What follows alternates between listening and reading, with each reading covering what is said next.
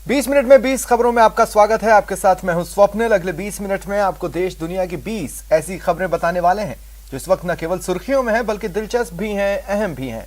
तो चलिए शुरू करते हैं 20 मिनट में 20 खबरों का सिलसिला। सबसे पहले देखते हैं राजस्थान की वो कौन कौन सी खबरें हैं जो इस वक्त अहम है।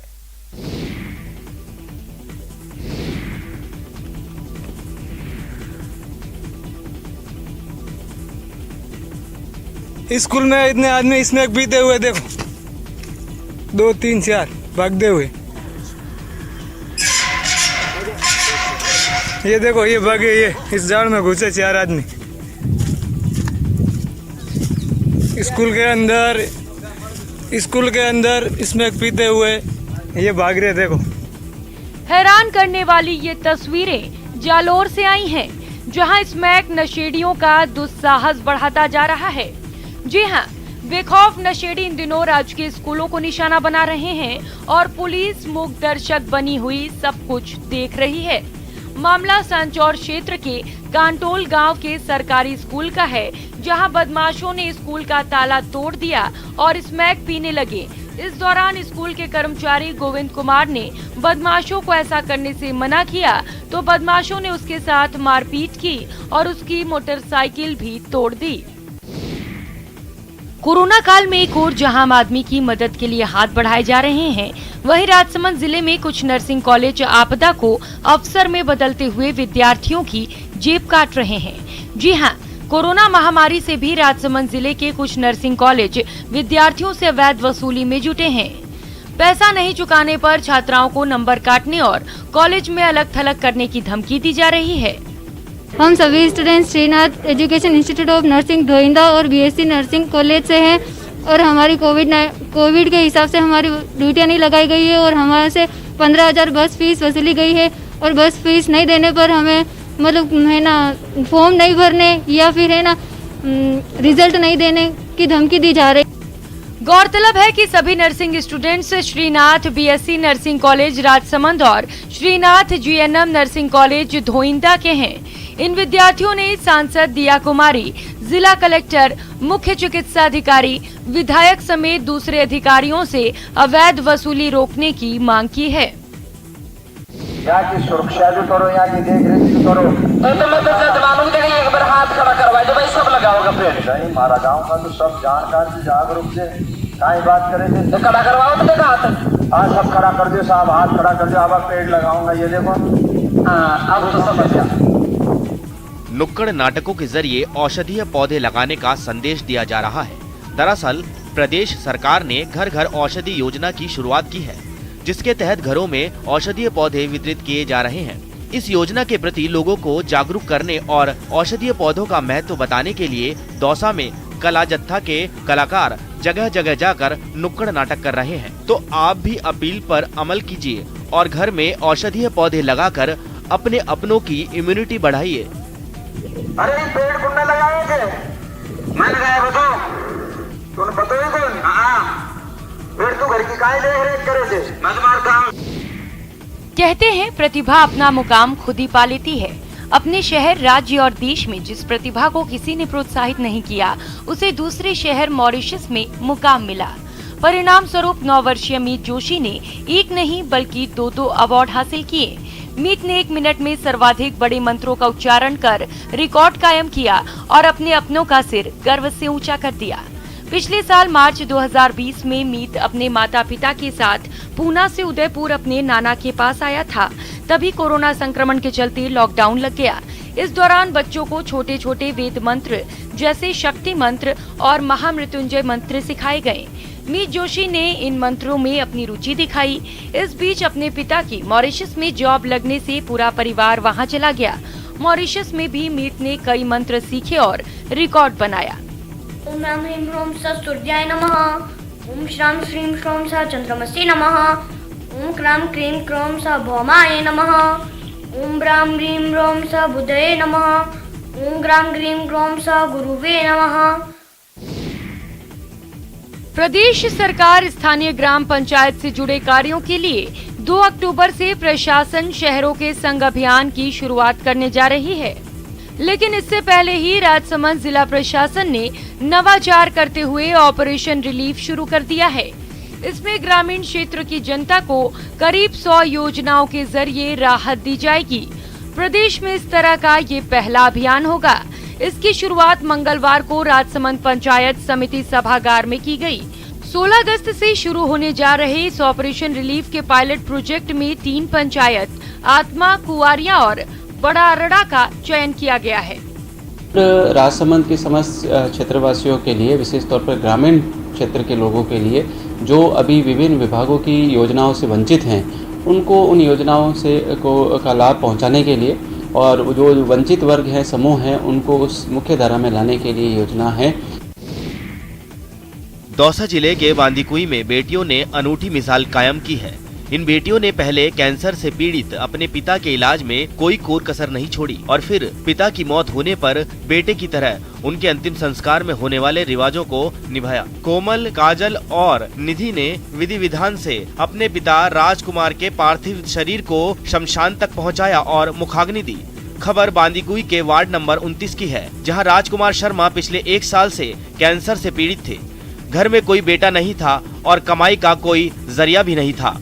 ऐसे में छोटी बेटी ने ब्यूटी पार्लर खोला और उससे होने वाली आमदनी से घर चलाने के साथ साथ पिता का इलाज भी कराया। हालांकि 1 साल के इलाज के बाद राजकुमार शर्मा की मौत हो गई, लेकिन उसके बाद भी बेटियों ने सभी संस्कारों को निभाकर समाज में मिसाल कायम की है। सर, एक्चुअली मेरे पापा थे जो लगभग 1-1.5 साल से कैंसर से काफ़ी परेशान थे और मतलब काफ़ी हॉस्पिटल में भी दिखाया उनको। अब हमारे कोई इनकम सोर्स नहीं थे। मेरी छोटी वाली बहन है, वो कुछ छोटी सी नौकरी कर रही है, उससे हमारे जो भी होता था हमारे पापा के उसमें लगा देते थे। परिस्थितियाँ काफ़ी खराब थी, बस यही सब था। और चलिए अब देख लेते हैं कुछ अन्य राज्यों की खबरें। एमपी के इंदौर के आजाद नगर इलाके में अपने ससुराल से पिता के घर आई एक युवती पर एक सिरफिरे ने ब्लेड से हमला कर दिया। आरोपी ने घर में घुसकर एक के बाद एक ब्लेड से कई वार किए। मामला वाटर पंप कमेटी हॉल का है। यहां 23 साल की लड़की पर आरोपी ने हमला कर दिया। लड़की जब घर में बच्चों के साथ थी, तभी शाम को आरोपी घर में घुसा और हमला कर फरार हो गया। मिली जानकारी के मुताबिक आरोपी 3 साल पहले लड़की को परेशान करता था। वो उससे शादी करना चाहता था, लेकिन लड़की के पिता ने अपनी बेटी की शादी किसी और से कर दी। उसके 2 बच्चे भी हैं। शादी के बाद बेटी पहली बार अपने पिता के घर आई थी, जिसमें आरोपी ने मौका पाकर उस पर हमला कर दिया। आरोपी के खिलाफ लड़की के परिजनों ने पुलिस में रिपोर्ट दर्ज करवाई है। गौरतलब है कि आरोपी के खिलाफ पहले भी पुलिस में रिपोर्ट दर्ज है। 12 में आपको ये पता नहीं है कि ये कार्य गलत है?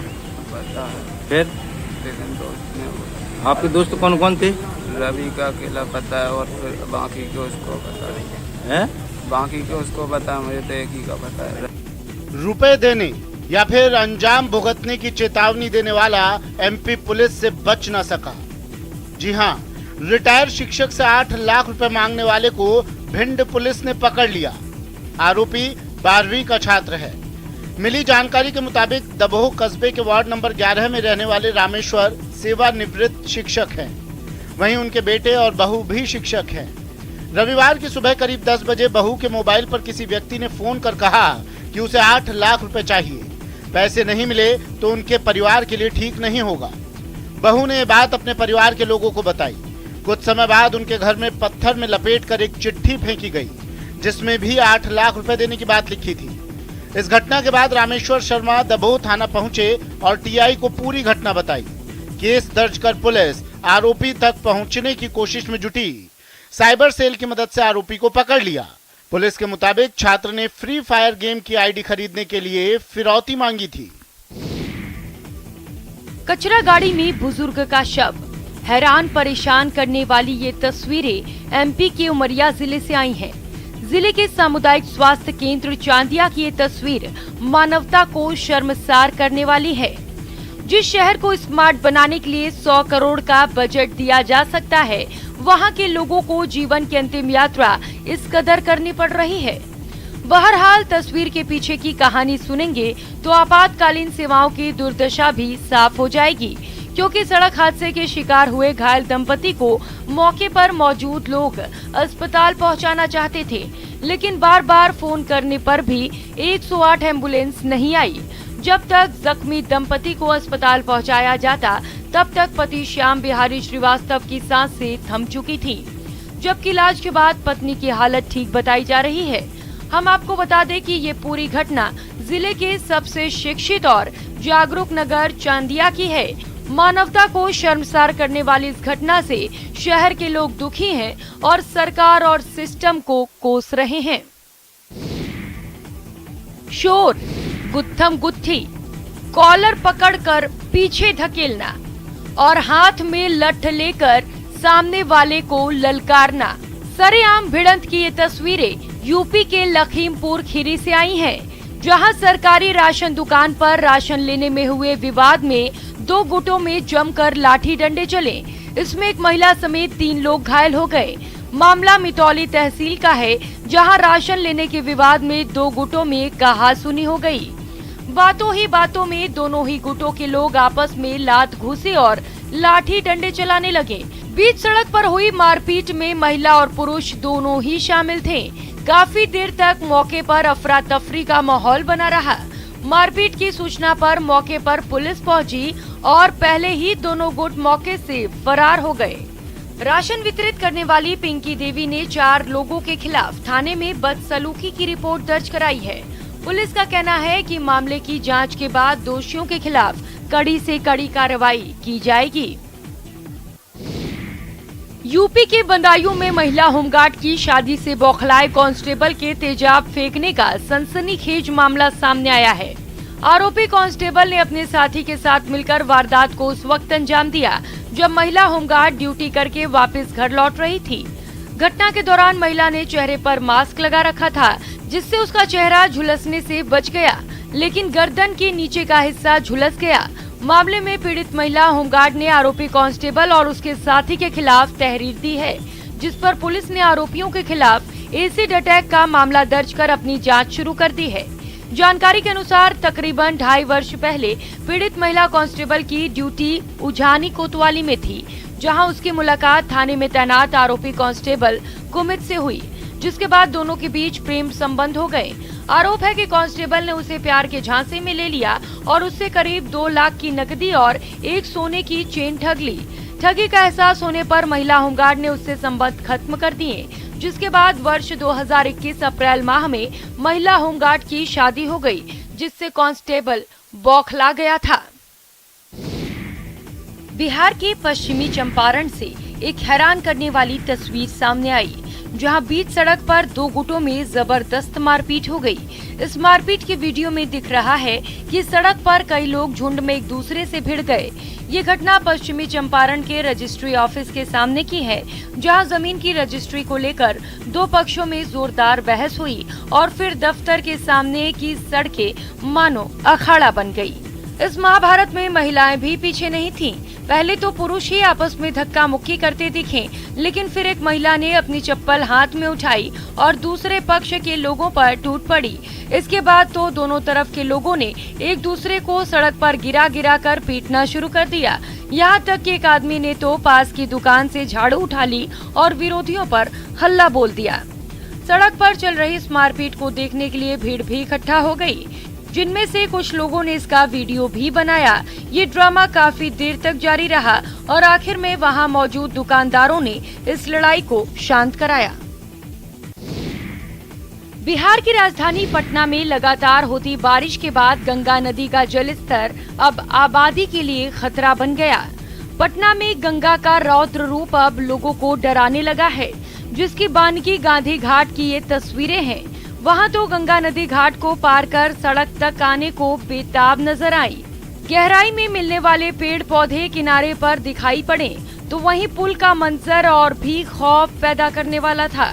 गांधी घाट पर पानी को रोकने के लिए बोरियों में भरकर रेत रखी गई थी, ताकि गंगा का पानी रिहायशी इलाकों में दाखिल न हो सके।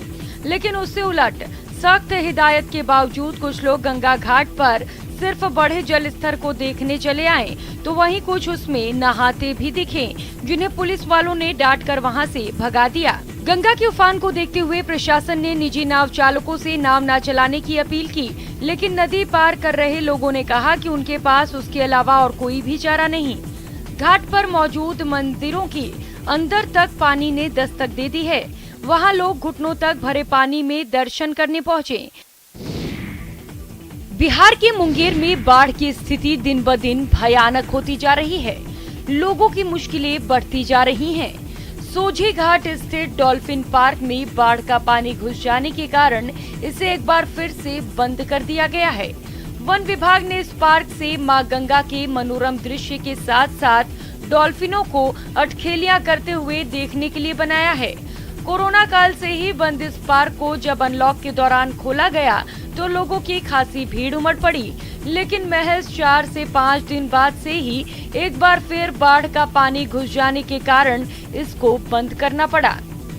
ये पहले बता दूं कि ये जो पार्क है कोविड के समय में इसे बंद किया गया था, उसके बाद इसे खोलने की घोषणा की गई, लेकिन अब आलम है क्या कि बाढ़ का जो पानी है वो इस गार्डन में घुस गया है, जिसकी वजह से पुनः इस गार्डन को बंद किया गया है। आप देख सकते हैं कि गार्डन के आधे हिस्से में बाढ़ का जो पानी है वो बिल्कुल ही घुसा हुआ है। जो भी यहाँ बैठने की या सजावट की जो चीज़ें लगी थी सभी इस बाढ़ के पानी में समाहित हो गए हैं।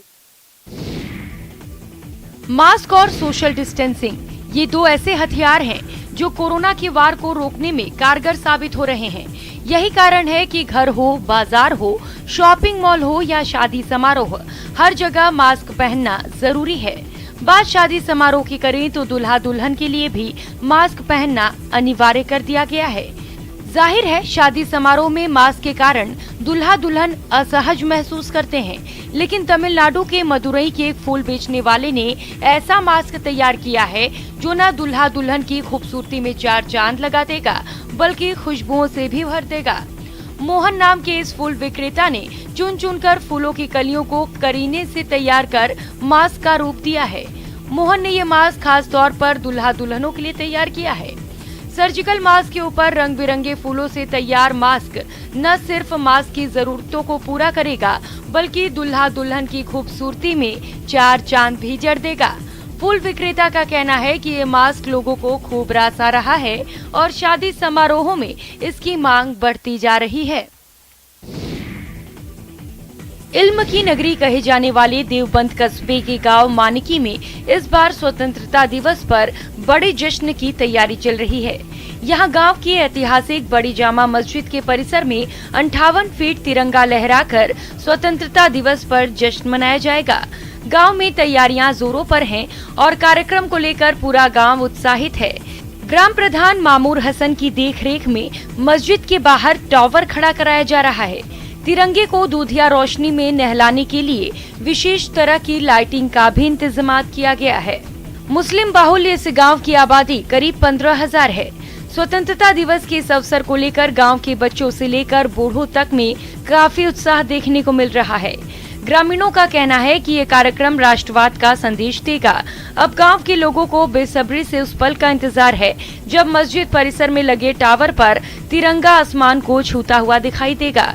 तिरंगे को अलग अलग रिफ्लेक्शन देने के लिए टावर पर विशेष तरह की LED लाइट्स भी लगाई जा रही हैं। पांडुलिपि का नाम आते ही प्राचीन लिपियों के बारे में तमाम तरह की जिज्ञासाएं लोगों के दिमाग में घर कर जाती हैं। तस्वीरें बिहार के बोधगया के शंकराचार्य मठ की हैं, जहां की लाइब्रेरी उपेक्षा की मार झेल रही है। तो अभी तक सरकार के तरफ से जो है इसके विषय में कोई पहल नहीं है, क्योंकि यह मठ जो है महात्माओं के द्वारा संचालित है और पिछले 15-20 वर्षों से लाइब्रेरी पे किसी भी प्रकार का कोई ध्यान न होने के कारण ये विलुप्त हो गया है, किंतु इसमें जो ग्रंथ हैं वो अभी भी सुरक्षित हैं। बोधगया में पांडुलिपियों का एक अद्भुत संसार है, जहां मौजूद सैकड़ों पांडुलिपियां आपकी जिज्ञासा को शांत कर सकती हैं, लेकिन दुखद है कि इसका सही रखरखाव नहीं हो रहा है। 1 वर्ष पूर्व जब तक मैं आया तो मुझे सिर्फ इतना ज्ञात था कि बोधगया मठ में एक लाइब्रेरी है, किंतु लाइब्रेरी का क्या महत्व है, किसके द्वारा लाइब्रेरी स्थापित की गई है, ये जानकारी किसी भी महात्माओं के पास में जो अभी वर्तमान में है वो न के बराबर ही था। और अब देख लेते हैं कुछ अंतर्राष्ट्रीय खबरें।